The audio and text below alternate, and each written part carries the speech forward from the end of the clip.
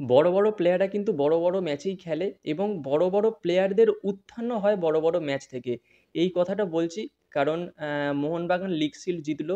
আজকে ওড়িশা এফসিকে হারালো। যে ম্যাচটা জিতলেই ২০২৪-২৫ আইএসএলের যে মরশুম চলছে সেই মরশুমের লিগ শিল্ড কনফার্ম করে ফেলতো মোহনবাগান এবং ফাইনালি সেটা কনফার্ম করে ফেললো। তবে এই ম্যাচটা জিততে, জিততে কিন্তু মোহনবাগানের অনেকটা বেগ পেতে হয়েছে। ১ম থেকে ২ দলই যথেষ্ট ভালো খেলছিল। তবে মোহনবাগানের আধিপত্য ছিল। কিন্তু সবকিছু হচ্ছিল, গোল হচ্ছিল না। ঠিক এমন পজিশনে দিমিত্রি পেত্রাতোস যে এই মরশুমে সম্পূর্ণ অফ ফর্মে ছিল। সেই প্লেয়ারটা কিন্তু এলো, এক্সট্রা টাইমে এসে একটা গোল দিল এবং মোহনবাগান লিগ শিল্ড কনফার্ম করে ফেলল। এই গোলটা যেটা দিল পেত্রাতোস, সেই গোলটা কিন্তু আমাদের মনে পড়িয়ে দিল ডুরান্ড কাপ ২০২৩-২৪ মরশুমের final maybe. East Bengal Mohun Bagan final হয়েছিল, ডার্বি হয়েছিল ডুরান্ড কাপ ২০২৩-এর। তো সেই ম্যাচে কিন্তু একটা সেম টাইপের গোল করেছিল পেত্রাতোস। সেই বছর কিন্তু পেত্রাতোস দারুণ একটা ফর্মে ছিল। মাঝখানে অফ ফর্মে চলে গিয়েছিল, আবার ফর্মে এলো। ফর্মে আসার থেকেও বড় কথা গোল করলো, করে ম্যাচ জেতালো, লিগ শিল্ডটাকে কনফার্ম করলো। আর এই যে প্রথমে বললাম বড় বড় প্লেয়ারদের বড় বড় ম্যাচে খুঁজে পাওয়া যায়, তার কারণ আজকে ভারত পাকিস্তান খেলা ছিল, যে খেলাতে বিরাট কোহলি সেঞ্চুরি করলো পাকিস্তানের বিরুদ্ধে এবং বিরাট কোহলি সেঞ্চুরি করে ভারতকে ম্যাচটা জেতালো। আইসিসি চ্যাম্পিয়ন ট্রফি ২০২৫-এ পাকিস্তানকে ছিটকে দিল, পাকিস্তানকে বের করে দিল টুর্নামেন্ট থেকে। কার্যত পাকিস্তানের আর একটা ম্যাচ পড়ে আছে যেটা বাংলাদেশের সঙ্গে, যে ম্যাচটা সম্পূর্ণ নিয়ম রক্ষার ম্যাচ হয়ে গেছে পাকিস্তানের জন্য।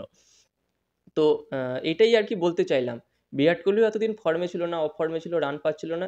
কিন্তু বড় ম্যাচ, এই বড় ম্যাচে এসে কিন্তু বিরাট কোহলি তার আসল খেলাটা দেখালো, সেঞ্চুরিও করলো। আর এই আইসিসি চ্যাম্পিয়ন ট্রফি সম্পর্কিত আপডেটটা আমি আমার সেকেন্ড চ্যানেলে আপলোড করেছি এই ভিডিওটা।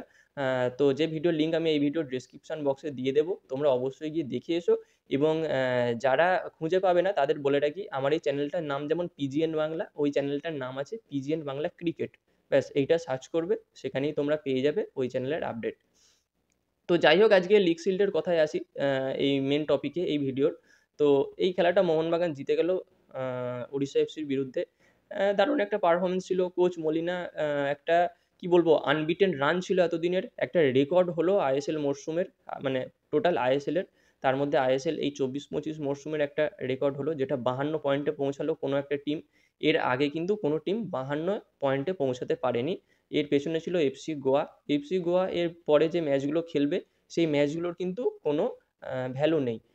এই ম্যাচ জেতার পরে কিন্তু মোহনবাগান আবার কনফার্ম করলো এএফসি চ্যাম্পিয়ন লিগ 2 খেলবে।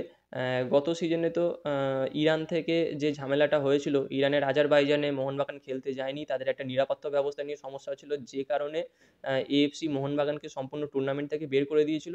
মোহনবাগান কিন্তু তার যোগ্য জবাব দিল। একদম মানে কি বলবো, এএফসির মুখে জুতো মারা যাকে বলে। আবার লিগ শিল্ড জিতলো এবং পরবর্তী যে মরশুম আসে সেই মরশুমে কিন্তু মোহনবাগান আবার এএফসি চ্যাম্পিয়ন লিগ 2 খেলবে। তো সেই খেলার জন্য কিন্তু মোহনবাগানের যে দল আছে সেটাই যথেষ্ট নয়, আরও হয়তো ২-১ টা বিদেশি ইনক্লুড করবে। নুনো রেইস আছে আনরেজিস্টার্ড বিদেশি হিসাবে। এএফসি চ্যাম্পিয়ন লিগ 2 তেও হয়তো নুনো রেইসকে খেলানো হবে। তো যাই হোক, মেরিনার্সদের জন্য কংগ্রাচুলেশন। আ এই সিজনে আবার মোহনবাগান লিগ শিল্ড জিতলো, ব্যাক টু ব্যাক ২ টো লিগ শিল্ড। আ যেটার জন্য আশা করছি মোহনবাগানি যারা আছো, মোহনবাগান সমর্থক আছো, তাদের ভালো লাগবে এবং কমেন্টে জয় মোহনবাগান এটা লিখে যেতে ভুলো না। আজকে ডবল হেডার ছিল। যারা আর কি ফুটবল ক্রিকেট দুটোই দেখতে ভালোবাসো, যারা ২ খেলারই খোঁজখবর রাখো, এদিকে ভারত জিতলো, এদিকে মোহনবাগান জিতলো। মানে একটা কি বলবো, আজকে যারা খেলা প্রেমী মানুষ, ক্রীড়াপ্রেমী মানুষ যারা আছে তাদের জন্য কিন্তু একটা দারুণ দিন আজকে। তো এই ছিল আজকের আপডেট। এই ভিডিওর মাধ্যমে আমি তোমাদের সঙ্গে শেয়ার করে দিলাম। ভিডিওটা ভালো লাগলে তোমরাও শেয়ার করে দিও। দেখা হচ্ছে পরবর্তী ভিডিওতে। Bye, by.